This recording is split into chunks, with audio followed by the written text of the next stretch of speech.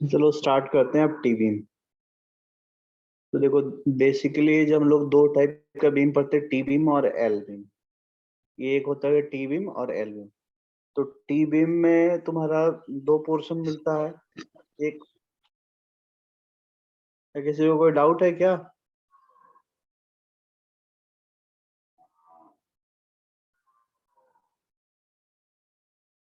तो T beam में देखो, ये पोर्शन जो बन रहा है उसको हम लोग बोलते हैं,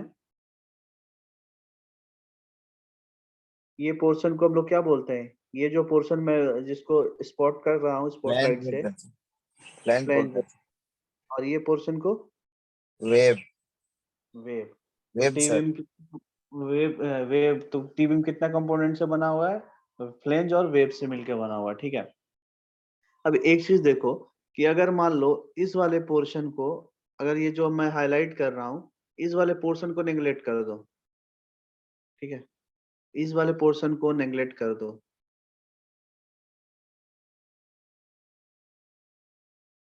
इस वाले पोर्शन को नेग्लेक्ट कर दो, तो अब बीम कैसा दिख रहा है? अब मान लो फ्लैंज को नेग्लेक्ट कर दो, तो अब बीम कैसा दिख रहा है? रेक्टेंगल। रेक्टेंगुलर दिख रहा है, ठीक है। या इसको हम लोग रिवर्स कर दो, इस वाले फिगर को देखो। तो देखो, इंटरमीडिएट में तुम्हारे रूम के अंदर अगर तुम लोग बैठे होगा, तो उसके अगर मान लो कि बीम होगा कहीं पे, तो उसके रूम के इनसाइड में जो भी इंटरमीडिएट स्पैन रहता है वो जनरली कौन सा बीम रहता है? टी बीम रहता है। तुम देखो, तुमको टी बीम का स्ट्रक्चर मिल जाएगा, जहां से जहाँ पे कॉलम है, कॉलम से जो बीम कनेक्टेड है, जो बीम कॉलम से कनेक्टेड है, वो बीम को देखो। अगर या तो तुम लोग स्मार्ट क्लास में बैठता था वहां पे, एक बार दिमाग दौड़ाओ, वहां पे एक बार रिकॉल करो कि जहाँ पे हम लोग जितना सारा बीच में जो बीम निकला हुआ था, वो अगर कॉलम से कनेक्टेड है, अगर कॉलम से कनेक्टेड है तो वो बीम कैसा दिखेगा? इस टाइप का कुछ दिखेगा। ये तुम्हारा ऐसे कॉलम, एक कॉलम यहाँ, एक कॉलम इधर आया, फिर एक कॉलम यहाँ आया, और ऐसे ऐसे बीम ये गया। उसको इरेज करके मैं फिर से फ्रेश बना देता हूँ। एक कॉलम हुआ, फिर नेक्स्ट कॉलम हुआ, तो देखो ये कुछ इस टाइप से दिखेगा। अगर इसको हम लोग लॉन्गिट्यूडनली देखें, एक एक वॉल को तुम देखना, अगर स्मार्ट क्लासरूम को थोड़ा याद करो और उसका एक पर्टिकुलर वॉल, ये वॉल था जो बाहर साइड जो वॉल था, वो इस मान लो, इसके बाद इस वॉल के बाद ऐसे ऐसे बीम गया था, फिर इधर से भी गया था, बीम टू बीम कनेक्टर, लेकिन इधर से था, ये कॉलम से बीम कनेक्टर था। इस वॉल से इधर आया था, तुम्हारा पॉलिटेक्निक कॉलेज साइड गया था। हम लोग के वॉल से जो जिधर से गेट है, उस गेट से गेट के ऊपर जाओ, गेट के ऊपर थोड़ा ध्यान लगाओ, उसके ऊपर उसका उससे तुम्हारा रोड साइड बीम निकला हुआ था, जो तुम्हारा वो बाहर का रोड है उस साइड बीम निकला हुआ था इस टाइप का। Yes sir. बन रहा है, ये कैसा बीम है? देखो, इसको अगर मान लो आइसोमेट्रिक बीम है, इसको व्यू इस बीम प्लान एलिवेशन के रूप में देखेंगे तो कैसा दिखेगा? टी बीम दिख रहा है, सेक्शनल व्यू टी बीम दिख रहा है। Yes sir. Yes sir. Yes sir. अब इसी टी बीम को हमको डिजाइन करना है। तो टी बीम को डिजाइन करना है दोनों मेथड से करना, बाय वर्किंग स्ट्रेस मेथड और लिमिट स्टेट मेथड। लेकिन हम लोग मेनली इसको करेंगे एलएसएम से। तो सारा बेसिक कॉन्सेप्ट समझ लेते हैं। हाँ,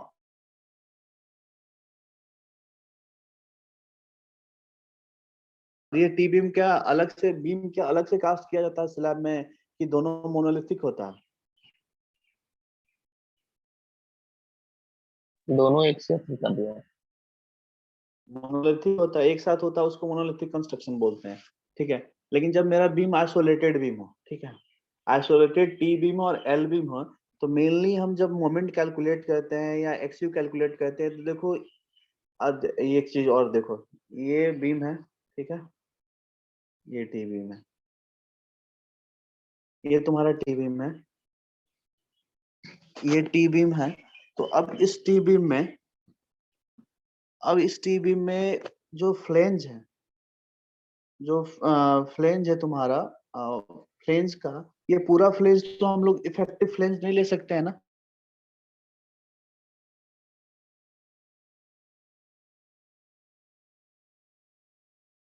फ्लेंज पड़ता है विड्थ, कितने दूर, कितने विड्थ तक ये जो है, कितने विड्थ तक मेरा फ्लेंज जो है इफेक्टिव होगा ये। तो इस फ्लेंज को, जो ये बीएफ है, जो तुम्हारा इफेक्टिव फ्लेंज विड्थ है, इसको कैलकुलेट करते हैं। कोड ने आइसोलेटेड और मोनोलिथिक कंस्ट्रक्शन के लिए अलग अलग फॉर्मूला दे रखा है, ठीक है। ये आईएस कोड में दे रखा है बेस्ड ऑन ऑब्जर्वेशन, ठीक है। तो ये जो अब दो केस आ गए, एक आइसोलेटेड आ गया, एक मोनोलिथिक कंस्ट्रक्शन में आ गया। तो अब हम लोग देखते हैं, जो आइसोलेटेड टी बीम हो, तो आइसोलेटेड टी बीम हो तो हमको क्या कैलकुलेट, इसमें मेनली हमको सबसे पहला जो मेरा फर्स्ट स्टेप रहता है डिजाइन का, डिजाइन का, वो रहता है तुम्हारा to calculate the effective flange width, ठीक है। तो मेरा फर्स्ट स्टेप क्या होगा, कैलकुलेट करना टू इफेक्टिव फ्लेंज विड्थ। अब इसके लिए हमको आईएस कोड ने एक फॉर्मूला प्रोवाइड कर रखा है। क्या प्रोवाइड कर रखा है, देख लेते हैं वो। देखो, एक तो हो गया तुम्हारा आइसोलेटेड, और एक हो गया तुम्हारा जब monolithic construction slab plus beam का रहा है। तो देखो, जब तुम्हारा मोनोलिथिक आइसोलेटेड तुम्हारा बीम हो, उस केस में हमको टी बीम का जो इफेक्टिव फ्लेंज विड्थ का जो फॉर्मूला होता है, BF equal to L0 divided by L0 plus B plus BW। ये फ्लेंज विड्थ दे रखा रहता है, और ये इफेक्टिव हमको निकालना रहता है। ये क्या होता है, BW होता है। ये L0 क्या होता है, L0 को बोलते हैं distance between the point of zero moment in the beam, या इसको और भी बोलते हैं the distance between the point of contraflexure. Point of contraflexure किसी को आता है, क्या होता है, any idea? Sir bending moment जहाँ जीरो होता है। पॉइंट ऑफ, बेंडिंग मोमेंट का साइन चेंज होता है वो तो। हाँ वेरी गुड, बेंडिंग मोमेंट जहाँ साइन चेंज करता है, ठीक है। उसके बाद जीरो होगा तभी उसके बाद में साइन चेंज होगा, ठीक है। दोनों चीज, लेकिन मतलब जो गुड रिप्रेजेंट इसका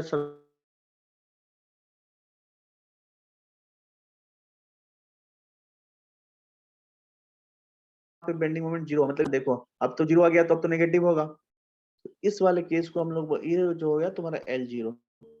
तो देखो टी मिल गया, एल क्या होता है 0.50, L0 divide by L0 plus B plus 4W into BW। ये दोनों वैल्यू आईएस कोड ने दे रखा है। ये वैल्यू कहाँ से आया, ये वैल्यू आईएस कोड ने दे रखा है। L0 क्या होगा, L इफेक्टिव। हाँ, अब इसमें दो केस होते हैं, एक आता है सिंपली सपोर्टेड बीम और एक आता है कंटिन्यूअसली। अगर हम सिंपली सपोर्टेड का बात करें, तो सिंपली सपोर्टेड में जो दो सपोर्ट के बीच जो तुम्हारा ये डिस्टेंस है, ठीक है, ये दो दो या तो दो जीरो, जहाँ मोमेंट है, जो दो पॉइंट पे जो जहाँ मोमेंट मिल रहा है, जीरो मोमेंट मिल रहा है, उस दोनों का जो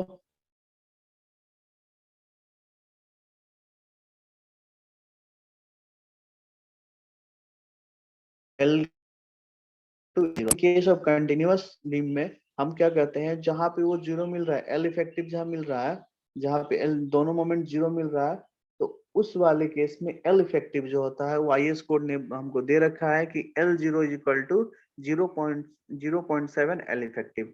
L इफेक्टिव का 70% जो होता है वो L0 होता है, ठीक है। Full with is consider only for the load calculation. जब इसका डेड लोड डिजाइन करोगे तो डेड लोड चाहिए हमको, क्योंकि लाइव लोड तो मुझे मालूम हो जाएगा, लेकिन डेड लोड तो हमको कैलकुलेट करना होगा। तो डेड लोड कैलकुलेट करते टाइम जो फ्लैंज का पूरा विड्थ है, अभी हम लोग का मेन पर्पस क्या है, अभी हम लोग का पहला पर्पस क्या है कि इफेक्टिव विड्थ हमको कैलकुलेट करना है फ्लैंज का। लेकिन जब हम लोड कैलकुलेशन करते हैं, उस केस में हमको ओवरऑल डेप्थ लेते हैं, ठीक है। बाकी जितना रिमेनिंग पोर्शन है, सिंपल इसमें याद रखना, in case of the T beam, जो for the calculation of the dead load हम लोग क्या कंसीडर करते हैं, फुल फ्लेंज विड्थ कंसीडर करते हैं। बट इन बाकी रिमेनिंग जितना सारा कैलकुलेशन है, for all remaining calculation we consider the effective flange width, ठीक है। यहाँ तक किसी को कोई डाउट? यहाँ तक की अभी तक की कहानी में किसी को कोई डाउट?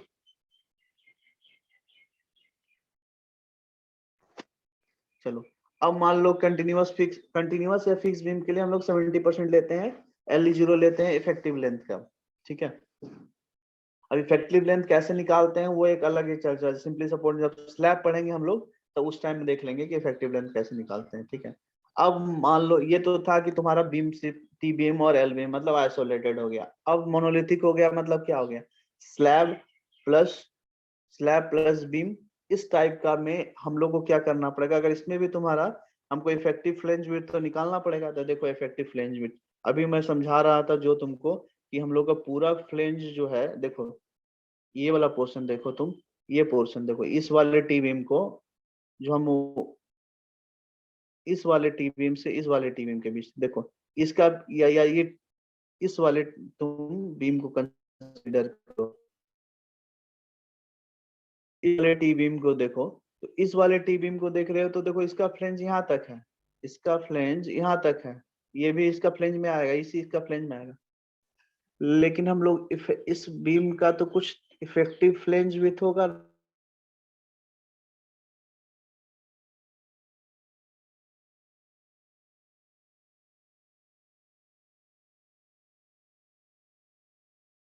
होता है। तो उस केस में जब L divide by 2 plus BW L1 L2 divided by 2। अब L1 L2 क्या है, देख लो L1 L2 क्या है।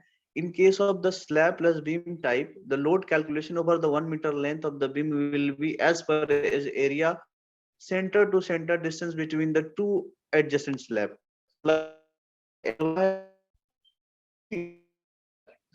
ये यहाँ पे एक इस वाले सपोर्ट से इस वाले सपोर्ट के बीच एक वैल्यू मिला, एक लेंथ मिलेगा। फिर नेक्स्ट क्या होगा कि इस वाले सपोर्ट की इस वाले जो बीम टी बीम है और इस वाले जो और ये मिडिल वाले जो क्या L1 ये हो गया L2, या तुम इसको L1 बोल सकते हो या L2 बोल सकते हो, नोटेशन से कोई दिक्कत नहीं है, क्योंकि प्लस में प्लस हो रहा है तो कोई किसी को भी आगे लिखो कोई दिक्कत नहीं है। हाफ क्यों लिए, क्योंकि हम लोग क्या इसके बीच में कंसीडर करते हैं। और ये IS कोड दे रखा है, तो जब देखो दोनों में अंतर आ गया, उसमें क्या था L0 divide by L0 by B plus 4 plus BW था। इस केस में क्या हो गया L1 divide by 2 plus BW into plus L2 divide by 2। L1 L2 क्या है कि एडजेसेंट जो तुम्हारा बीम है उसमें तुम्हारा जो डिस्टेंस है दैट इज L1 L2, ठीक है। तो अगर आप हाँ और एक चीज में वाली बात है कि इफेक्टिव, ये तो तुम्हारा हो गया लोड कैलकुलेशन करने के लिए। अब मेरा जब भागी ये जो वैल्यू हम लोग अभी जो पढ़े थे L1 divide by 2 plus BW L1 L2 divide by 2, ये जो था ये मेरा load for the calculation for the purpose of the calculation of the dead load, ठीक है। अब हमको फ्लेंज का इफेक्टिव डेप्थ निकालने के लिए IS कोड ने मेरे को फॉर्मूला दे रखा है। IS कोड क्या फॉर्मूला दे रखा है, L0 divide by 6 plus BW into 6 L1 divide by 2 plus BW L2 divide by 2। ये इसमें से दोनों से जो मिनिमम वैल्यू होता है ना वो वैल्यू कंसीडर करते हैं। और मोस्ट ऑफ द केसेस में जो ये जो तुम्हारा ये वैल्यू जो है BF का ये वैल्यू जो है ये वैल्यू जनरली तुम्हारा लेस आता है।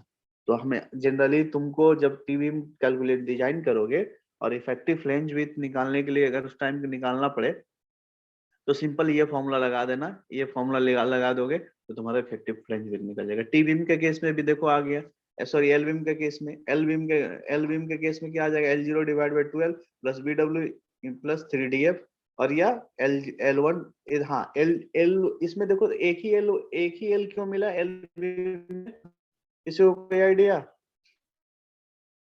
L बीम में L1 क्यों मिला, उसमें टी बीम में 2 मिल रहा है,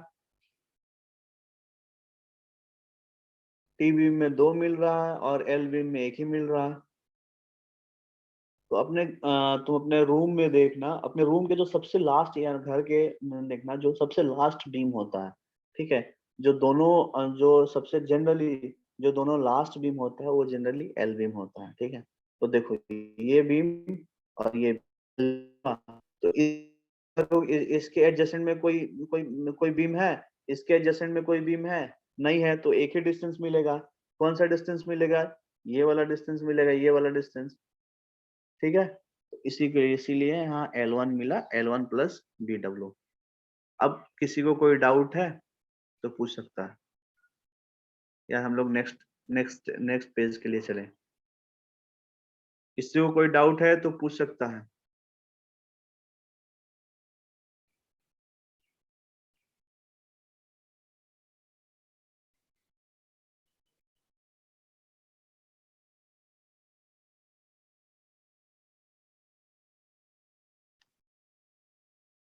किसी को कोई डाउट है तो पूछ सकता है।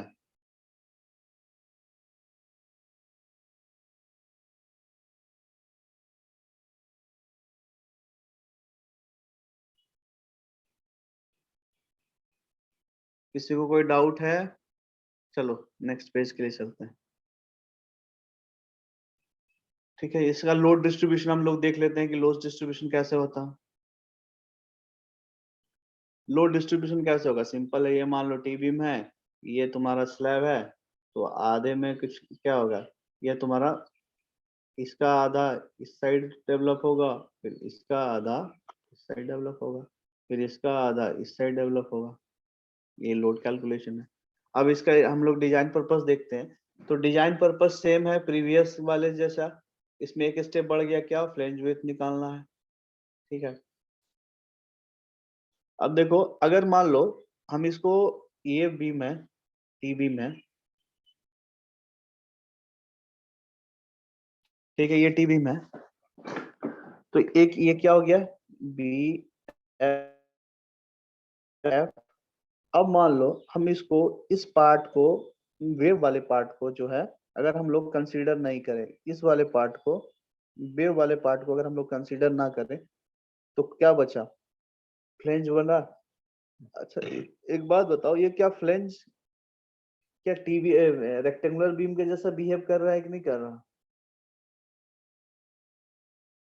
ये जो है, ये एक रेक्टेंगुलर बीम दिख रहा है।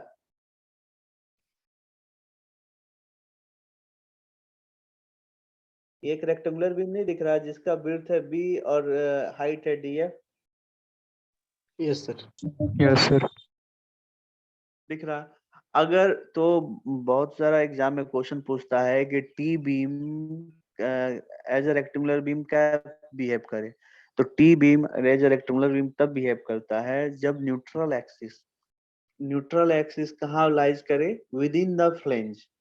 विद इन द फ्लेंज, अगर कहीं ऑप्शन में लिखे एट द फ्लेंज और विद इन द फ्लेंज, दोनों ऑप्शन दे रखा है, तो तुम टिक करके आना within the flange. At the flange जो होता है ओनली वन पॉइंट होता है, क्योंकि यहाँ पे तो एक ही पॉइंट होगा ना, यहाँ पे एक ही पॉइंट होगा अगर एट द फ्लेंज बोलेंगे। वो भी सही है, रेक्टेंगुलर तरफ से भी बिहेव करेगा, ठीक है, लेकिन इसका जो अब, लेकिन अगर मान लो दोनों ऑप्शन, अगर ये नहीं दे रखा रहेगा कि विद इन द फ्लेंज और एट द फ्लेंज दे रखा है तो टिक करके आना। लेकिन अगर दोनों ऑप्शन दिया रहेगा तो विद इन द फ्लेंज, क्योंकि उसमें देखो नंबर ऑफ पॉसिबिलिटी बहुत ज्यादा बढ़ जाता है, यहाँ भी हो सकता है, यहाँ भी, यहाँ भी, यहाँ भी, कहीं भी हो सकता है। लेकिन एट द फ्लेंज में ओनली एक ही पॉइंट पोजीशन पे मिलता है, इसीलिए हम इसको क्वेश्चन में टिक करके आते हैं कि विद इन द फ्लेंज। ठीक है, और एक चीज, ठीक है, तो हमको ये देखो, लिमिट स्टेट में अगर हम, सॉरी, वर्किंग स्ट्रेस मेथड में देखें तो क्या होता है, x equal to M C divide by T plus M C करते हैं इंटू डी।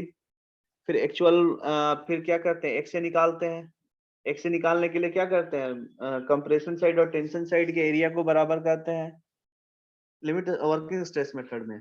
फिर अगर देखो, if neutral axis lies in the flange area, it is the simple cases same as that of the rectangular beam of the size bf into d है, ये जो तुमको size बोले, ठीक है। फिर उसका जब as a rectangular time behave हो गया, तो फिर वही डिजाइन जो रेक्टेंगुलर बीम डिजाइन किए थे वही बीम हो जाएगा। तो बोलोगे सर न्यूट्रल एक्सिस जब इसमें हो गया, तो हम लोग रेक्टेंगुलर टाइम के जैसा क्यों बिहेव किए? रेक्टेंगुलर शेप के लिए रेक्टेंगुलर बीम के लिए हम लोग तो इसको ऐसे बिहेव करते क्यों अगर मान लो न्यूट्रल एक्सिस यहाँ आ गया, न्यूट्रल एक्सिस यहाँ आ गया, न्यूट्रल एक्सिस यहाँ आ गया, तो इसके नीचे कोई कंक्रीट बचा? न्यूट्रल एक्सिस अगर यहाँ आ गया विद इन द फ्लेंज में यहाँ है, तो इसके नीचे कोई कंक्रीट बचा है?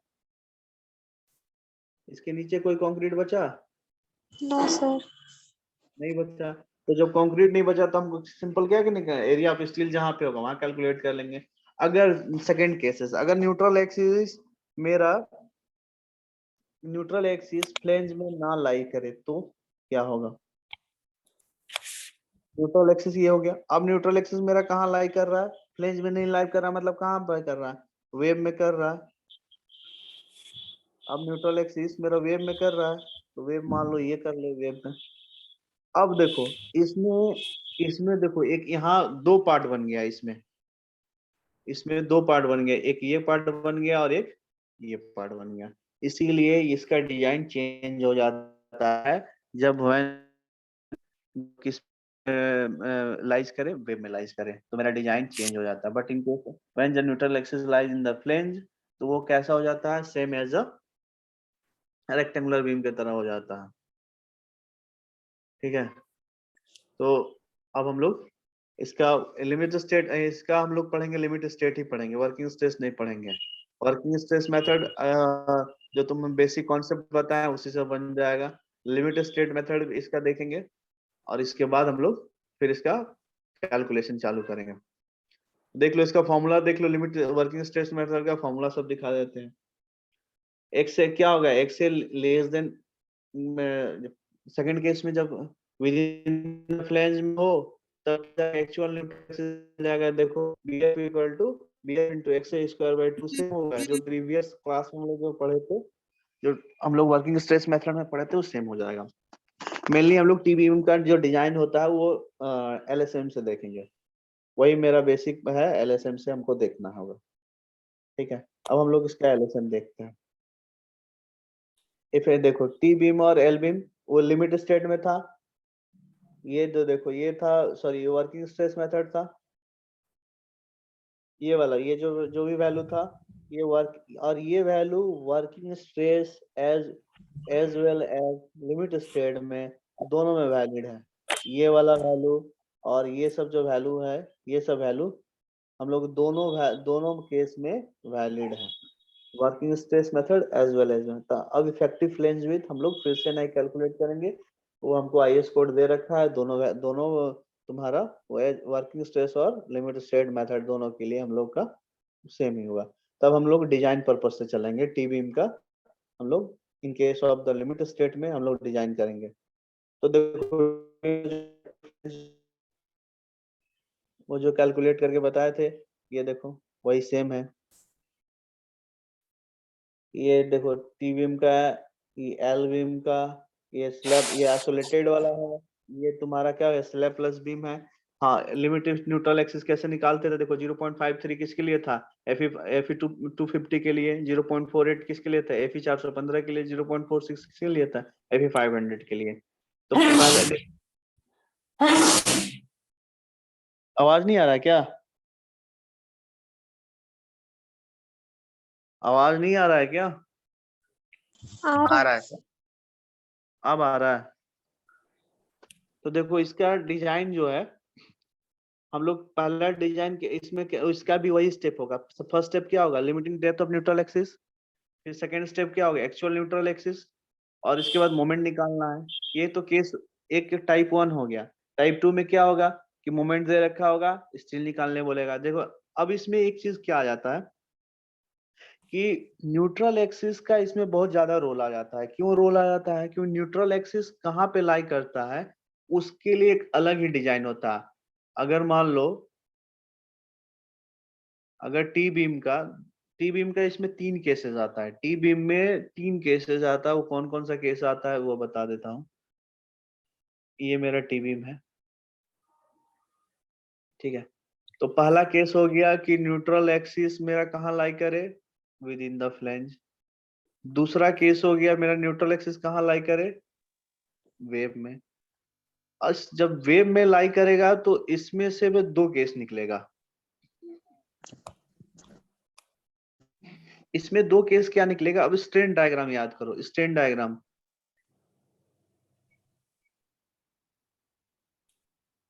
ये तो स्ट्रेस डायग्राम बन गया, सॉरी, स्ट्रेन डायग्राम।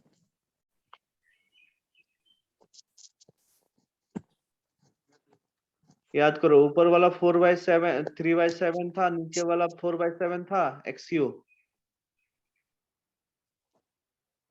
याद करो, जब तुम लोग लिमिट स्टेट मेथड में तुमने कैपिटल सी निकाला होगा, नोट्स चेक करो, तो उसमें देखो तुमने दो सिमिलर ट्रायंगल करके 3/7 4/7 करो।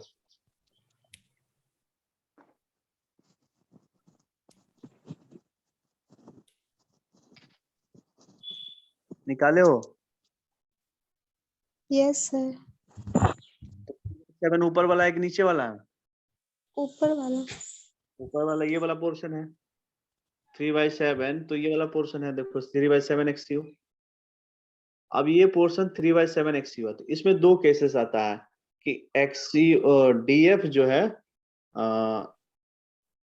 इसमें दो केसेस क्या आता है कि डीएफ जो फ्लेंज है ग्रेटर देन 3/7 एक्सयू और डीएफ लेस देन 3/7 एक्सयू। तो इसमें तीन डिजाइन केसेस आता है, तो मेनली तो आता है, फिर उसका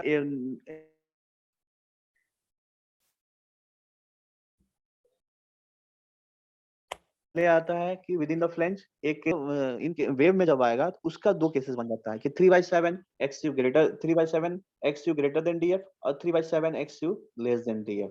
तो ये दोनों केसेस आता है, ठीक है।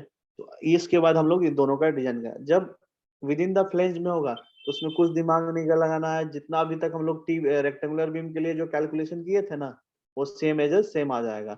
हाँ, लेकिन जब केस वेव में आएगा तो उस केस में हमको थोड़ा सा कैलकुलेट करना होगा, और उसके कैलकुलेट करना होगा, उसमें चेक भी करना होगा। जब कैलकुलेट कर लेंगे तो चेक भी करना पड़ेगा कि जो डीएफ है उस ग्रेटर देन 3/7 एक्सयू है और लेस देन 3/7 एक्सयू है।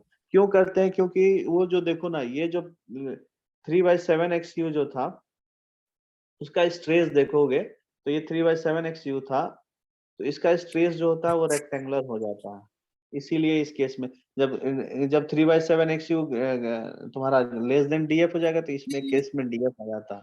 इसको आगे हम लोग इसको डिजाइन में देख लेंगे, ठीक है। तो अभी तक में किसी को कोई डाउट है तो पूछ सकता है। तो दो केसेस आ गया विद इन द फ्लेंज में, विद इन द फ्लेंज वाला देख लेते हैं हम लोग। और जो भी नॉमरिकल आएगा वो विद इन फ्लेंज में नहीं आता है जनरली, जो तुम्हारा सेमेस्टर में आ सकता है। बाकी कंपिटिटिव एग्जाम तब मेंस लिखोगे वो जनरली टी बीम रहता है, तो जनरली वेब में ही लाई करता है, क्योंकि तुम्हारा 10 मार्क्स का रहता है, तो वही केसेस उठाता है। क्योंकि अगर टी बीम को अगर विद इन द फ्लेंज में लाई करवा दे तो फिर रेक्टेंगुलर बिहेव करेगा रेक्टेंगुलर बीम के जैसा, ठीक है। इसका हम लोग नेक्स्ट पेज देखते हैं, ठीक है। अगर मान लो देखो केस 1 है, कब जब टी जो न्यूट्रल एक्सिस है किस में, देखो यहाँ न्यूट्रल एक्सिस देखो, यहाँ पे न्यूट्रल एक्सिस देखो, ये न्यूट्रल एक्सिस, ये न्यूट्रल एक्सिस देखो किस में लाई कर रहा है, फ्लेंज में लाई कर रहा है। तो फ्लेंज में लाई कर रहा है तो C इक्वल टू देखो वही फॉर्मूला है 0.36 FCK BF into XCU, T equal to 0.87 FYST है, लीवर आर्म भी वही है, D equal to D minus 0.42 XCU। तो C इक्वल टू T की है, तो फिर क्या लिया, न्यूट्रल एक्सिस मिला, XCU मिला, XCU लिमिट हमको मालूम था, XCU मिला, कंपेयर किए, मोमेंट ऑफ रेसिस्टेंस मिल गया, ठीक है।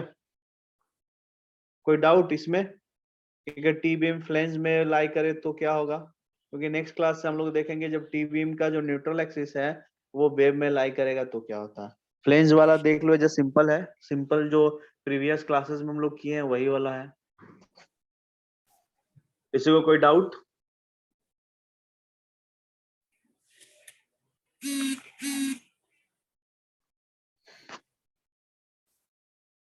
किसी को कोई डाउट?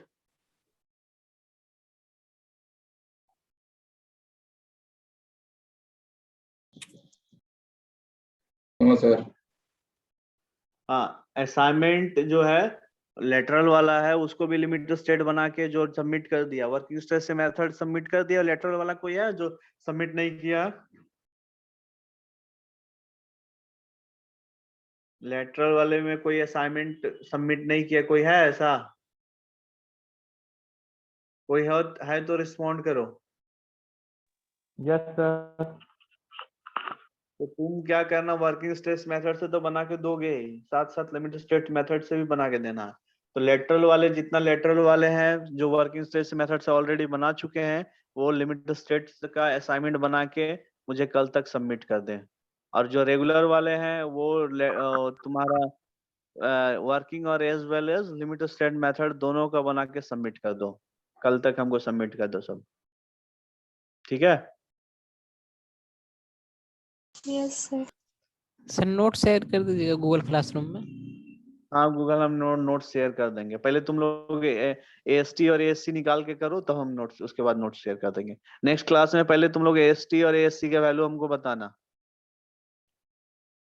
इसके बाद हम लोग टीवी का डिजाइन देखेंगे, ठीक है? चलो ठीक है, थैंक यू एवरीवन, मिलते हैं फिर नेक्स्ट क्लास में। Thank you sir. Thank you sir. Thank you sir.